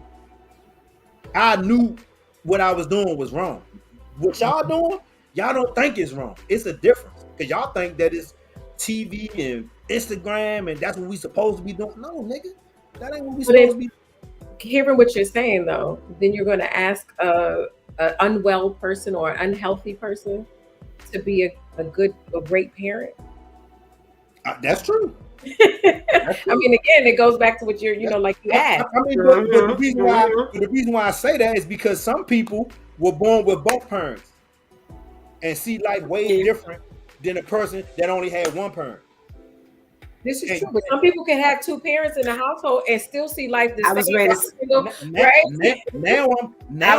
that. Now I'm saying that literally, I'm literally now saying that. I thought they can still be messed up. Both parents would be better, but now I'm saying that it probably not, because if they got conflict within their house, that shit trickle down to everybody. Yep, that's crazy.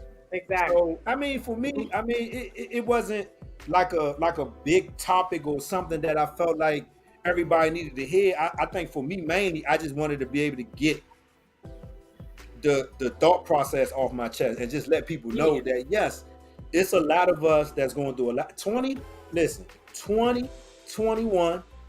I'm sorry. Let me back up. Let me back up. 2019, 2020, 2021, 2022 been some mean motherfucking years, yo. Mean. And I mean across I'm talking about financially, spiritually, physically, mentally. It's been crazy. Yep. And I get it.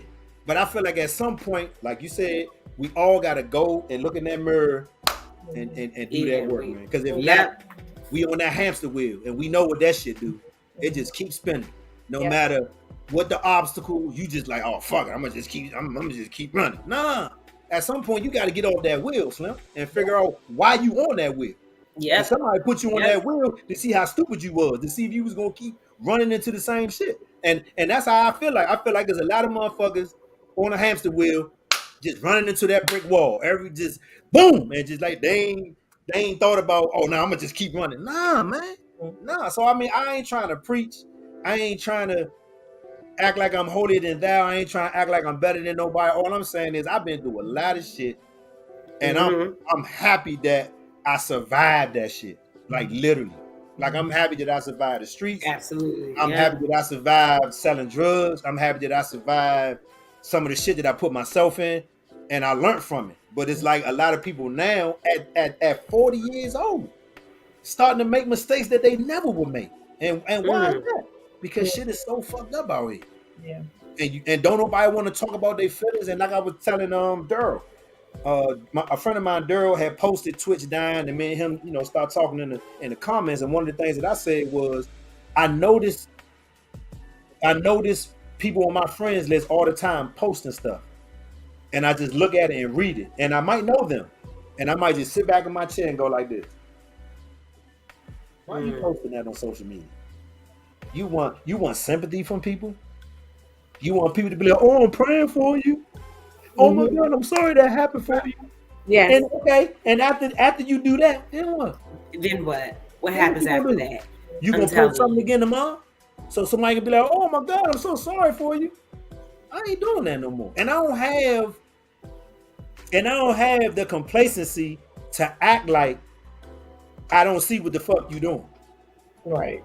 Like you at home bored, and now you want to just put your business out there so people can console you. No. Family member, best friend, somebody pick up the phone, call somebody. This Facebook shit, nah.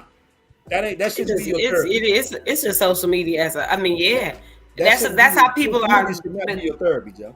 No, but I just feel like it's just a generational thing now. I mean, I appreciate that. So yes, I can agree. Those 3 years now going into 2023 times have been kind of rough, starting with the loss of my mother in 2019. See, how I say 2019. There was a lot of shit going on in 2019. 2018 was all right. 2018 was all right because the nigga was on fire in 2018. 2019, 22, man, shit just like, and then when Trump got in, it was like, oh shit, the world is getting ready to end. Yeah. I remember when Obama got in. Man, I was doing security. I did a private concert for Usher at the Warner Theater when Obama got voted in. And when the concert was over, we leaving. I'm walking to my car, and downtown is fucking motherfuckers is in their cars hanging out the windows. I'm like, what the fuck going on? They talking about Obama, the president.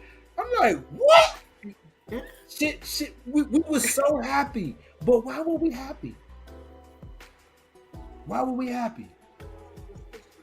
It was history, but Obama's the president, but you didn't do anything to fix yourself. So you waiting for Obama to get in office for him to help you fix yourself? Yes. Because that's what a lot of people was telling me. Right. Oh yeah, he black, he gonna help us out. I know, and it's just like no, the fuck he not. Them white people, even before Obama got in, we not signing shit. That shit going back to his desk unsigned. Fuck him. What was my man's name? Boehner? That was his name? It's the House Speaker. He sent this to the Senate. We sending that shit back. And he wasn't even the president yet. I was like, dang. That's crazy. So it's just to me, it's just like, man, I just want people to get right. That's it. I ain't necessarily saying get right with God. I ain't necessarily saying, spiritual, but you gotta do something to get right. Cause you gotta do something. You definitely gotta do something. It takes a lot of self-reflection. Like sometimes I reflect every day. Sometimes I mean now I do. Most people don't just sit down in a quiet space and let them and listen to their thoughts. Most people keep themselves busy at all times to keep themselves distracted. If you sit down in a quiet space long enough, your thoughts will tell you what you need to know. Yes. Or need Angel, what?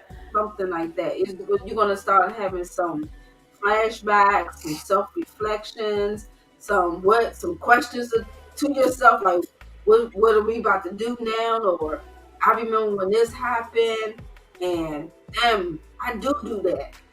Or I was affected by that, but you got to be in that quiet space to even let your thoughts even marinate. Yeah. Because your conscience is there. I do okay, so this is the spiritual part. I do believe that we do have these angels. We call it a consciousness. But when you have these thoughts in your head, it's a divine something that's putting these thoughts in your head to keep you on some type of right path or track. You just have to pay attention. A lot of people ignore that shit though. A lot of people do ignore it. But that's why some people meditate. Yeah. Oh, Tony Man said that. Tony Man said meditating and something else. Said meditation, music, and something else. He said but that's But you know what? Too. But it's a time to shut everything down around you, and that's why sometimes you ever notice that you don't sleep. You wake up at 3 o'clock in the morning. Every night is the same. 3-4 hours in the night, because that's your mind trying to tell you or trying to get your attention.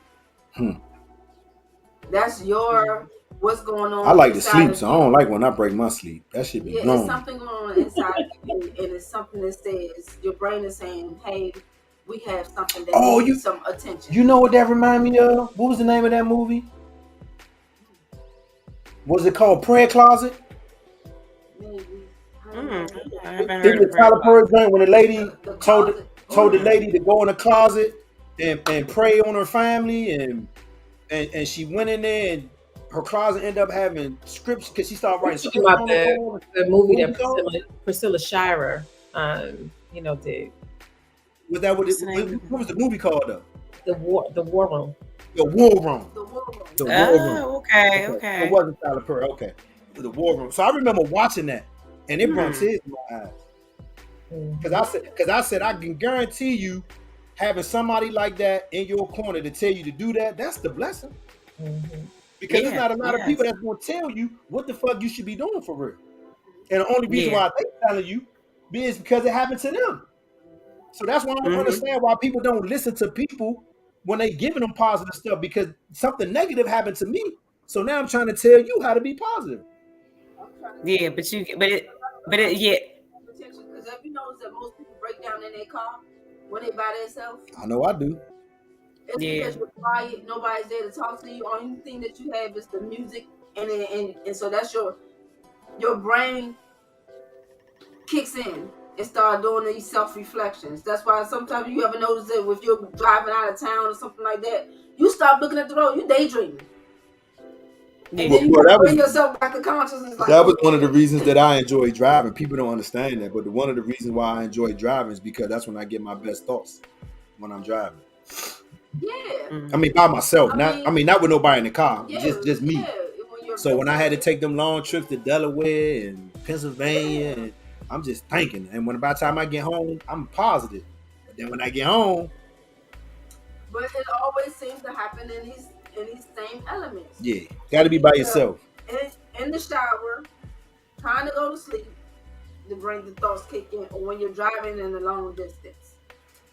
Oh, you mean like when we was coming back home for Thanksgiving and you? She shut me up. You ain't gotta bring that up. Ain't nobody talk about that. But I mean, in a nutshell, y'all, that's kind of what I want to talk about. Like, I just don't want us to think that we're dealing with this stuff on our own. It's a lot of us. I mean, Amechi, a couple, maybe a month or two ago, told me about what she had went through. And knowing Amechi like I know her, I wouldn't have known that Amechi went through that if she wouldn't have told me. So when she told me, I was like, damn, for real? I was literally like, damn, for real? Like, you went through that? Like, she was like, yeah. I was like, damn. So you just never know what people going through, but I'm pretty sure we going through some shit. So why not try to, you know what I'm saying? Yeah, like even down here in Florida, when I walk past people down here, it's strange to me how people speak to you immediately. You ain't even looking at them, and by the time you look up and catch eye, good morning. Go. Let me go back to the DMV. And I say, what's up, Snap? Nigga might be like, fuck, what's up, nigga? Fuck, what's up? Damn, Slim, I was just speaking to you. That's how I know it's something. It's something out there, man. I don't know what it is, but it's something. And I'm not a holy roly, but when I remember reading Revelations and looking at it now, what would it say? Natural disasters and just everything is happening. War. I'm just like, man, if we don't get it together, shit gonna be fucked up. But I just wanted people to know that, you know, we do carry that burden from our parents. If their upbringing isn't right, and it does bring a lot of trauma on us, and we don't necessarily recognize it, you know, I guess right then and there, but we do, because my man Tony, man, we talk about this type of stuff all the time, and I'm happy that he found his niche where he, you know, he goes into this meditation zone. He does these fastings for, you know, 45 days at a time. He was like, hey dog, I don't listen to rap no more. I just listen to, you know, R&B, soulful music. I'm like, and I try. I mean, I try it now, and I try to just listen to just jazz or, you know, something that's a little bit more positive, because it really. I heard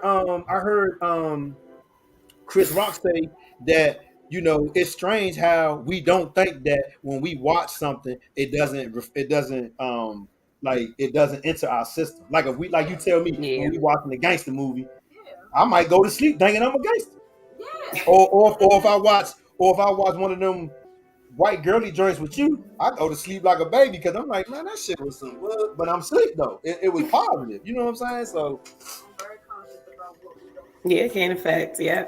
What you go to sleep to, it enters into your subconscious, so you may wake up feeling all angry and you don't even know why. You don't even know why. Just mad. Just mad. So, Macy, do you have any final thoughts on what we talked about? Because we yeah. We're here for a minute. Yeah, no, I really do. And I enjoy this conversation a lot. But I think what my final thought is that, like, stuff that we go through, like, especially when you were talking about the years that, you know, that just been leading up to now, like how you were going through stuff. What I kind of learned is that, you know, I do appreciate those hard times, because that's what's going to make it. Those things are building you up to be whatever you're supposed to be. So I always try to, you know, even though rough times are going to happen, they're going to occur. But I try to have a different perspective with it, because I feel like, you know, now I'm getting spiritual. I just feel like I'm a container. So God is making me sometimes a bigger container when I go through these hard times. So I've gotten to where, in my mind, in my perspective, it's just that I'm grateful for it. Like you and me, you were talking a couple of, you know, months ago, and I told you what happened. I'm so grateful for that period, because that's where I did learn my purpose. That's when I did, you know, all these ideas and all these thoughts and how I wanted to move forward in my life. It happened all during that hard, rough patch. So you know, my final thought is that, like, Kevin, you went through all of that. Now look, you're going to get your daughter for the holidays. You have all these visitation rights, but you had to go through that to get to here. Yeah. So I'm always grateful for those. I'm always grateful for those times.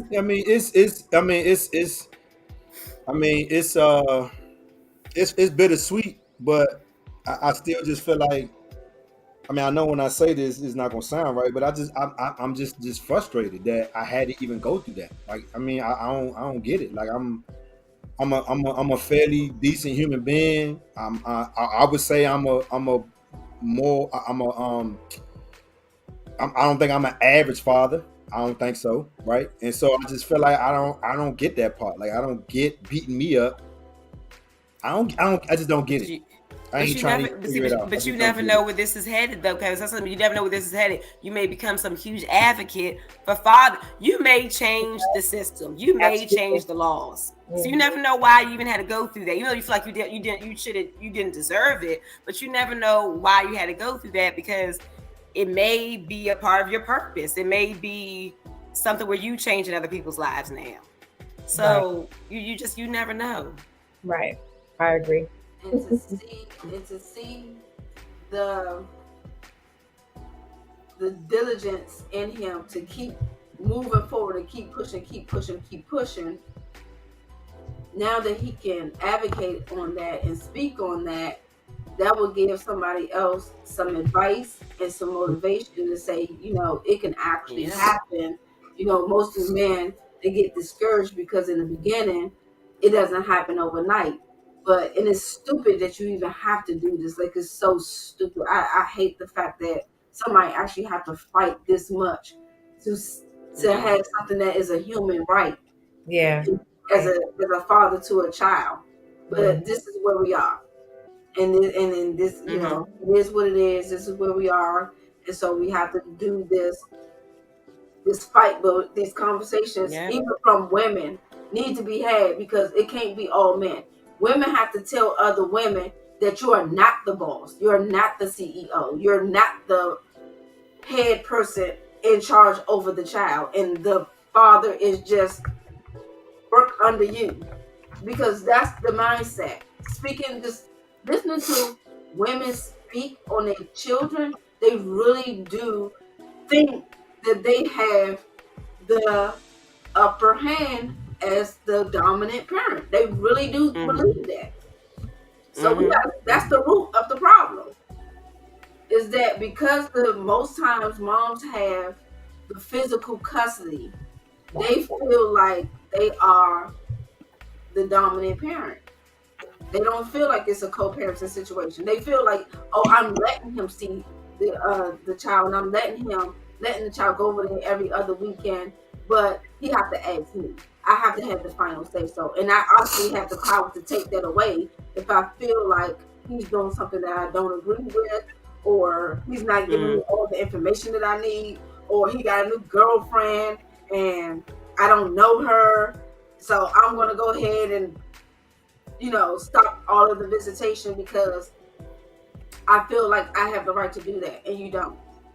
You don't have the right to do it. Yeah. And I think too, it's a mindset, Angel, too, because I think sometimes how we were raised, definitely, that's one of those things where, it's natural to you. Because I know even for me, I had to break that from myself.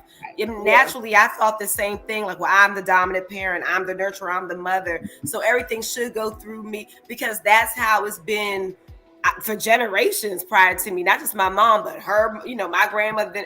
The women have been dominant. And so this is how it's structured. So I know I had to break through that. Like, what my son's father does have a voice. He does have an opinion. He has equal rights as how I have equal. You got to really break that, because sometimes you go just through the flow because that's just how it was done in your family. So it almost feels natural to be like, I'm the dominant parent. Everything comes through me. It's almost like a natural thing. It is. And it's a cycle. Because we've seen our mom be the dominant parent, because, if we grew up in a single mom household or whatever, and then we don't even know what those conversations were like with our parents. Like, I don't know if, my mom ever told my dad that, no, you can't come around. I don't know. Because I was too little to know. And then, you say, you hear your father say, well, I tried, and it just didn't work out the way I wanted things to work out. And you're like, you didn't try because you weren't there, but you don't know what your mom did. Your mom ain't gonna never tell you, no, I told your father that he couldn't come. Your mom gonna say your father wasn't there, and that was it. So these are the things that it's a whole mindset of, I'm the dominant parent. And I think that it's gonna take more women to talk to other women to help break that cycle. I know I have conversations. I have had conversations with women, with my close relatives, and to tell them that's their father, and you need to respect whatever he wants for his child. Do you think that he actually loved his child less than you do? Just because we birthed the child and we carry the child, do you actually think that a father loved their children less than you do? That's that's a good question. Most of us, because we are the moms, we think that we have the dominant love and the dominant protection and all of that, and the fathers is just there, like they're the higher help. Any last thoughts, Ms. Virginia? So I want to, just say that I do believe that we're on an upswing, because there are many, entities that are trying to tackle this issue. I'm actually in a cohort right now where a giant, in this country is actually trying to work on, reform as it relates to parenting and, co-parenting and what's happening. A giant? I need to get tapped in that. Well, she worked for a lot of major companies and did a lot of innovative things. But what she's trying to work on one legislation that will kind of speak to, how fathers are being treated. And that's so I know that there are a lot of people that are trying to do this work or trying to move this work. We just have to stop, again, entertaining a lot of things that happen in on social media, a lot of things that we ingest as we're and as we're listening to certain things, right? Because there are so many more people that are actually doing the work than those that are, kind of sitting in the work, if that makes sense. Right. So, also just saying to both mothers and fathers that we have to do this, together, so that, again, we're not creating a generation of, individuals who don't know how to cope, who don't, know how to, create families and love, one another. So I don't want to just put it on just the fathers or just put it on just the moms, because I've seen it all, trust. On both sides, right.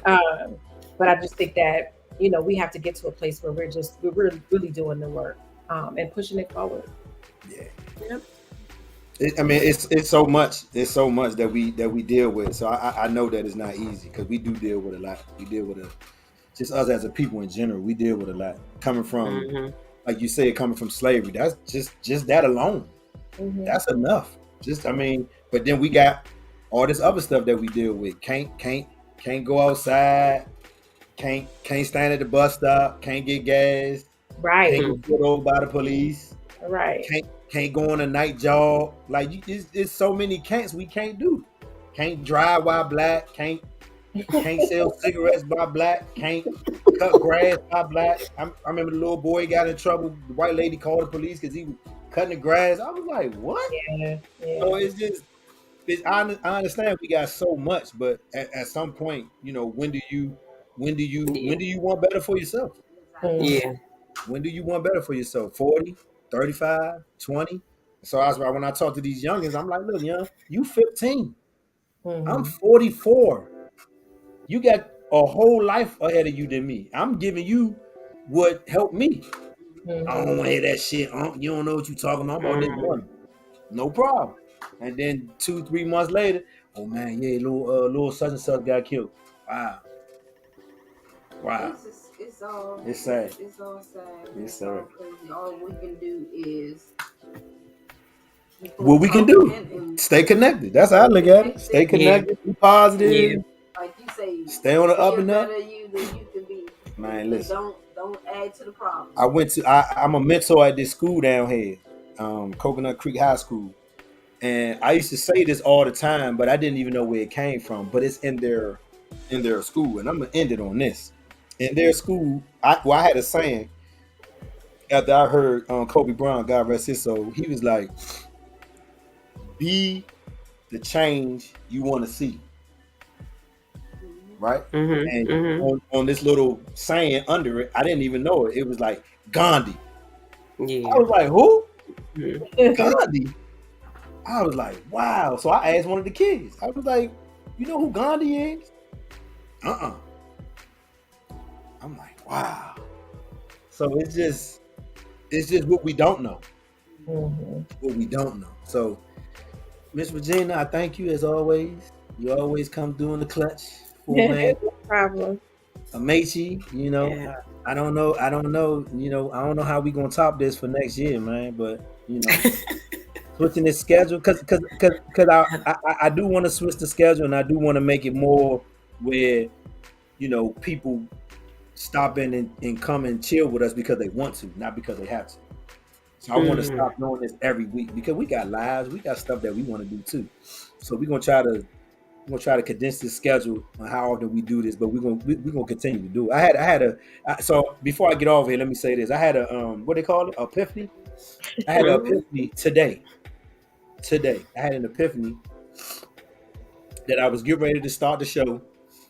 Me and Amachi was talking, but when we started the show, it was cameras. We were in like a room. Wow. It was microphones everywhere that everybody could talk. And then I just like, what the fuck was that? So, and as people keep telling me, don't stop. Yeah, because you never know. Because sometimes you get tired, you get worried. Don't stop. I had somebody inbox me 2 days ago. Man, you ain't been on live. I said, yes, I have. Oh man, I missed it. I said, you better turn that notification on. So it's just something telling me not to stop. And like you said, it might be something I might can work with a little. I don't know. I just want us to be better. I just want us to be better, man. That's it. I just want us to be better. I don't know how to say it more ways than that. I just want us to be better. That's all. But and I think it's been a long time. We going on an hour and 51 minutes. So that's this is long. This is long. This is long. I mean, it's my bedtime. You know I'm old now. It's my bedtime. You old now. Shit. Man. You old? Look at me. I'm right there. Like, you lying. Let me see your ID. I'm going to show you that good old ID. I was like, man, go ahead with all that. I ain't old. Go ahead with all that. Find out that I have adult children. They like, I thought that you were. Joe, I told your mother that my daughter was 27. She looked at me. She said, what? I thought your daughter was 9. I said, I got 2 kids. She was like, oh, I didn't know that. I was like, what? Yeah, old boy got that gray egg. Yeah. But again, thank y'all, everybody in the comments. Like I say, it's my authentic self, man. I just want us to be better. I really do. I mean, I'm not gonna shed no tears and no shit like that, but I just do want to just do better. I want us to do the work, do better, because nobody's really gonna respect us the way we want them to respect us unless we do better. Right. Like seriously, like the small stuff, not involving yourself with certain people. And one of the things that I told these youngins not too long ago was you gonna have to make a decision on how to cut people off, because some people just don't need to be in your life. Period. I mean, just seriously, they just not good for you. And you impress them. So when these people come around you, they're gonna impression you to do some shit that you really don't want to do. And jail ain't for everybody. It don't fix everybody, man. And I ain't gonna lie, I was one of the lucky ones. I ain't always get locked up. I ain't always get caught. But that jail shit ain't for everybody, yo. That shit don't rehabilitate you at all. To me, in my mind, it's survival of the fittest for real every day, and that's not how we should be living. I mean, that's like being on the plantation again, being locked up. But that's another story. But yeah, so Miss Regina, we gonna let you go because like you say, you getting old, you gotta get some sleep. So we're gonna let you do that. Oh my God, thank you for having me. I appreciate it.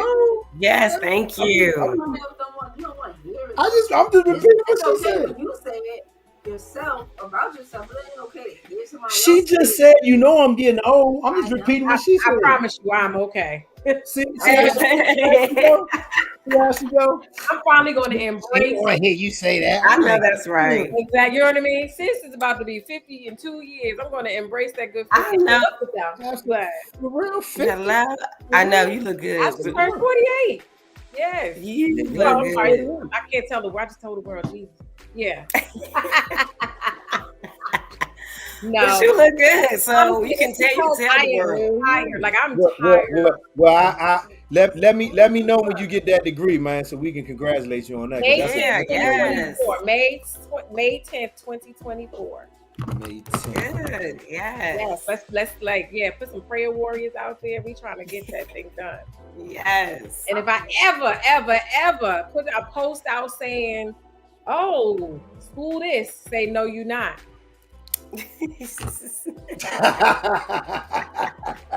I guess that's it. Yeah. We see you on Facebook, Miss Lady.